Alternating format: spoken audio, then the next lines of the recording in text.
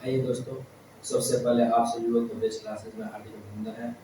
दोस्तों, आज हम लोग पढ़ेंगे आयत का क्षेत्रफल और परिमाप निकालने के बारे में। इसके तो आयत का क्षेत्रफल और परिमाप निकालने के लिए हम लोग पढ़ेंगे दोस्तों। तो सबसे पहले हम लोग आइए इसी कुछ बेसिक चीजों को जान लेते हैं कि आखिर यह आयत होता क्या है। ठीक है, तो आयत से पहले मैं कुछ बात करूंगा चतुर्भुज के बारे में, क्योंकि ये चतुर्भुज का ही रूप है। ठीक ना।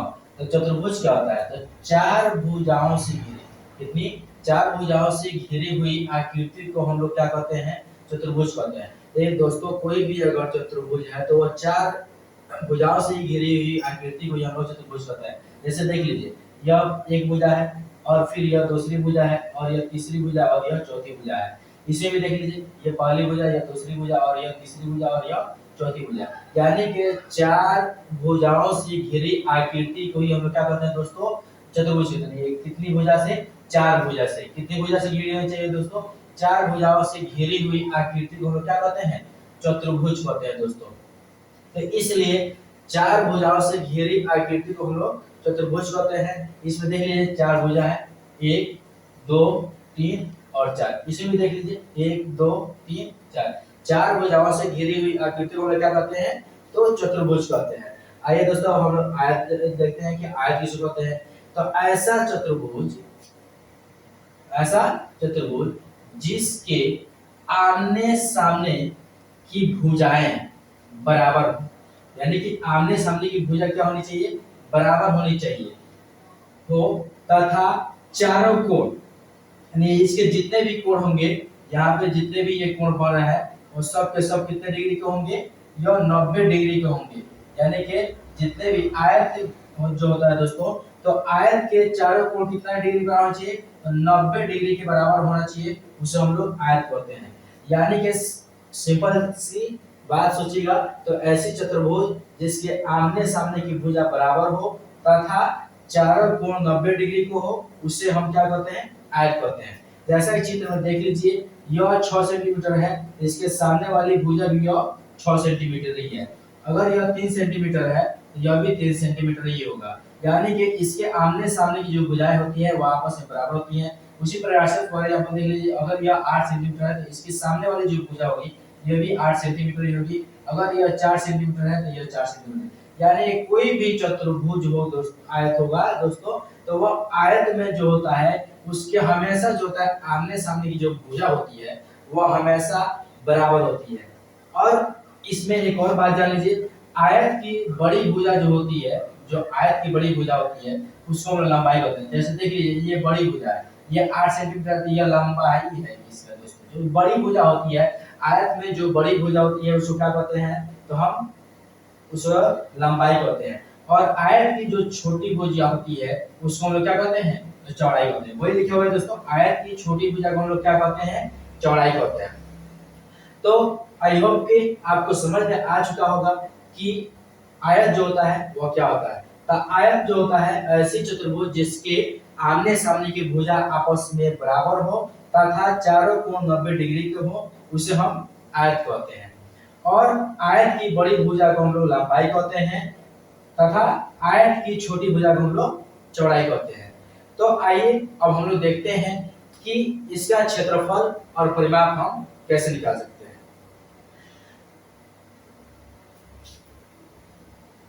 तो दोस्तों, सबसे पहले जो है आपको फॉर्मूला याद होना चाहिए, यानी कि सूत्र जो होना चाहिए वो याद होना चाहिए। तो आयत का क्षेत्रफल का जो सूत्र होता है वो क्या होता है दोस्तों? तो आयत का क्षेत्रफल, आयत का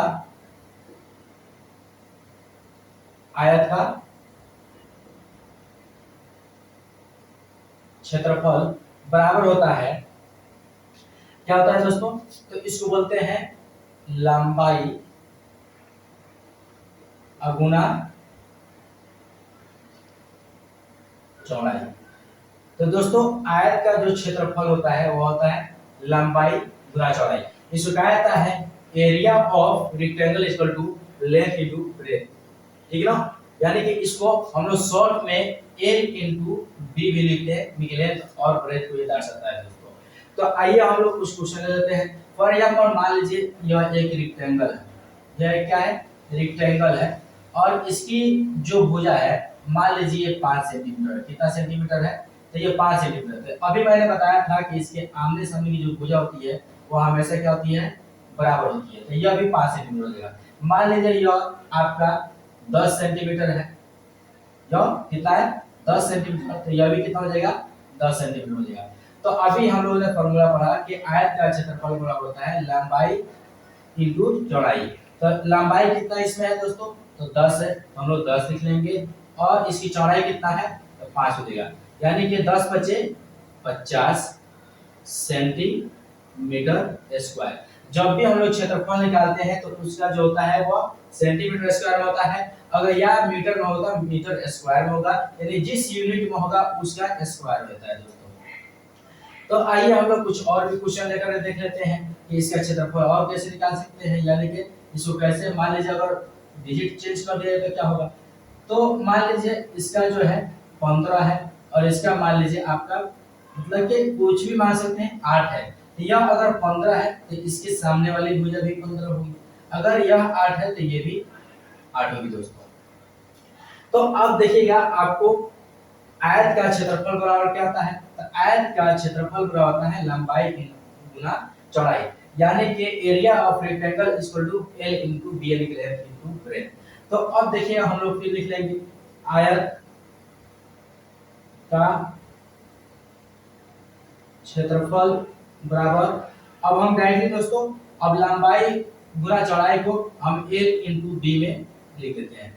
अब देखिए इसका यानी कि लंबाई कितना दिया हुआ है दोस्तों, 15 दिया हुआ है, हम लोग 15 लिख लेंगे, और चौड़ाई कितना दिया हुआ है 8, तो हम लोग 8 लिख लेंगे।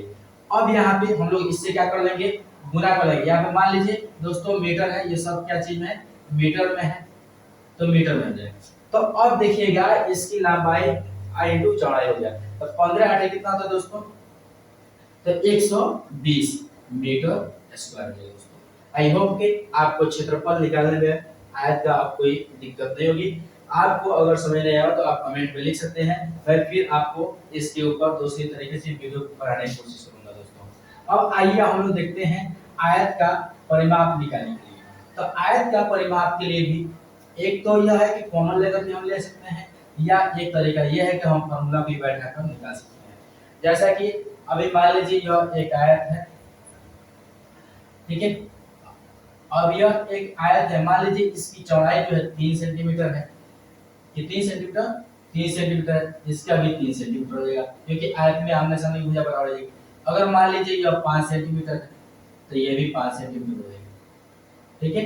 तो अब इसका आयत का परिमाप कैसे निकाल सकते हैं, एक तरीका तो यह है दोस्तों कि इसका नाम रख देते हैं हम ए बी सी डी। तो हम लोग इसको लिख सकते हैं आयत की परिमाप बराबर, आयत की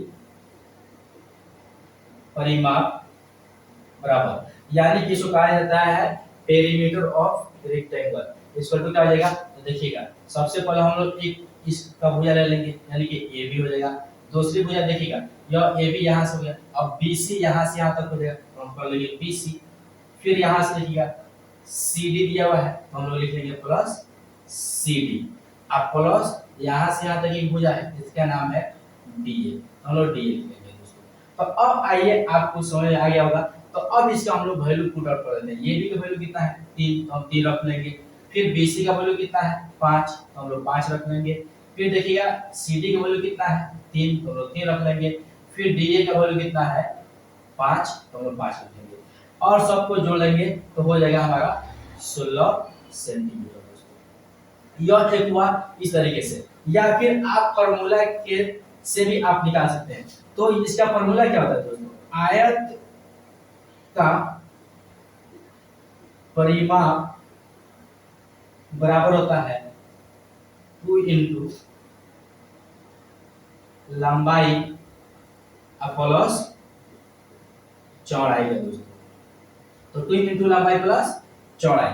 तो अब यहाँ पे क्या होता है कि आयत की परिमाप में 2 इंटू लंबाई प्लस चौड़ाई, यानी कि इसको शॉर्ट में हम लोग लिख सकते हैं 2 इंटू एल प्लस बी, यानी कि l for length b for breadth, यानी कि 2 इंटू लेंथ प्लस ब्रेथ का।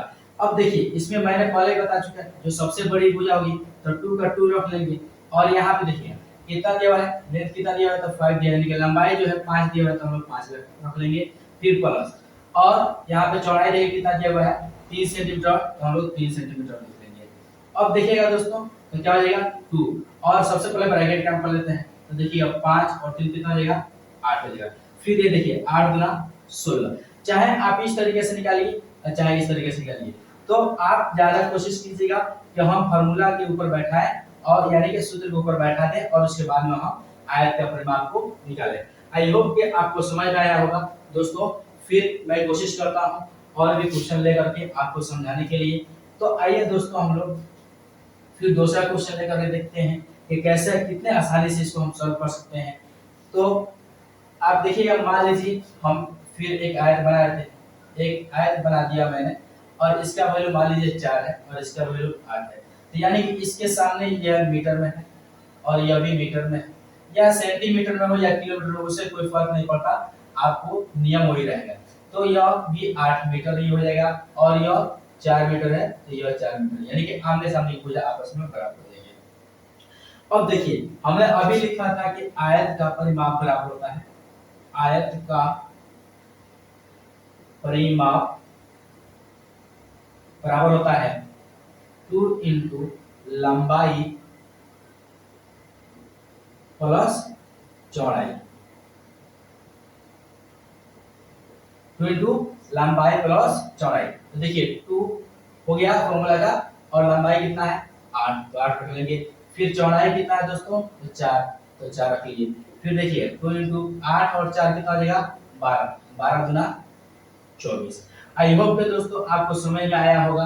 तो आप कमेंट बॉक्स में जरूर अपना मैसेज कीजिएगा कि आपको समझ में आया या नहीं आया है। तो दोस्तों, और अगर वीडियो आपको अच्छा लगा होगा तो आप अगर हमारे चैनल पर नए होंगे तो आप हमारे चैनल को सब्सक्राइब और शेयर करना ना भूलें।